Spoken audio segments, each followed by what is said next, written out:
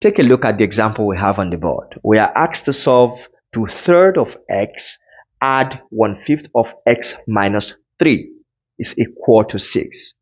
You can see this just as the normal algebraic equation with brackets, which we solved not long ago. In case you haven't seen our video on algebraic equations with brackets, try to see that because it will help you to understand exactly what I am about to do on the board right now. So let's swing into action. How do we find the value of x? It's as easy as what you already know. To do that, my very first focus is to open up the bracket as usual. So I will start by writing down 2/3 of x, which I already have on the board. Add. Now let's open up the bracket. To do that, I have to multiply x minus 3 by 1/5. So 1/5 times x is 1/5 x. And the minus sign, 1/5 times 3 will be 3/5. Because 3 is the numerator and 5 is the denominator. To make you understand that, everything in here is the same thing as upon 1. So you see, x minus 3 is at the numerator. That's why I'm multiplying them by the numerator 1. Why the denominator 1 is being multiplied by 5. And that's why 5 remains down here. So we have opened up the bracket. And on our right hand side, we still have the constant 6. To make it look like a fraction also, we can leave it as 6 upon 1. Now we have everything as numerator and denominator. At this level, we can decide to collect like terms on both sides of this equation. Collect like terms on both sides. Yes, we can do that because as you see in the equation we have right here, we already have the variables together on the left hand side. But there's also another constant on the left. So we need to take it to the right hand side by adding 3/5 to both sides of this equation. When we do that, negative 3/5 will obviously cancel out positive 3/5 that is added to the left hand side. So we can only have 6 upon 1, which we already have here, add 3/5 on the right. But on the left hand side, we are still left with 2/3 of x, add 1/5 of x. This is where we are now. Now the very next thing we will need to do is to simplify the fractions. Fraction on the left, fraction on the right. Solve them the way they are.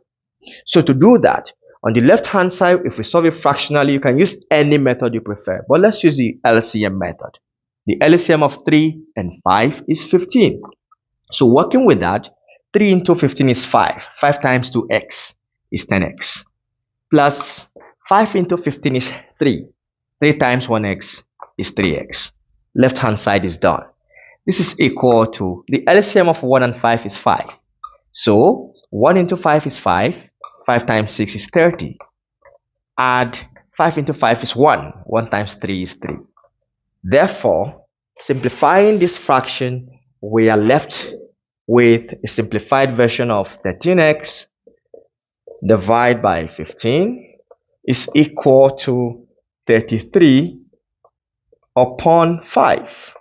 Now remember, when you were solving normal linear equation without a fraction, each time you ended reaching a situation like this, where the variable you are looking for is being multiplied by a particular constant, what we usually did was to divide both sides of the equation by the coefficient of the unknown variable. The same thing is what we are going to do here. So I will end up right now dividing both sides by the coefficient of the unknown variable, which is 13 upon 15. Applying this rule means that I'll be dividing 13 upon 15x by itself, 13 upon 15. And on the right hand side, I will be dividing 33 upon 5 by the same 13 upon 15. Yes, this is fraction for you. So when 13 upon 15 divides itself, we're left with just 1. So that's 1x. X remains on the left hand side.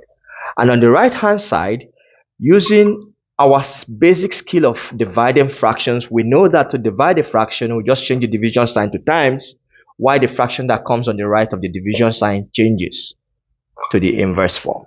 So instead of 13 upon 15, we have 15 upon 13. This is where we are now. Now, we are very close to the answer. To simplify, I just have to divide 5 by itself, which gives me 1, and I divide 15 by the same 5, which gives me 3. Now multiplying 33 and 3 will give us 99, over multiplying 1 and 13 will leave us with 13. So we can boldly say that our answer for x is 99 upon 13. This is our answer in improper form. You can take it further when you simplify it into a mixed number, which gives you 7 whole and a proper fraction. But the most important thing is that we have ended up finding the value of x. Do you see how easy it is?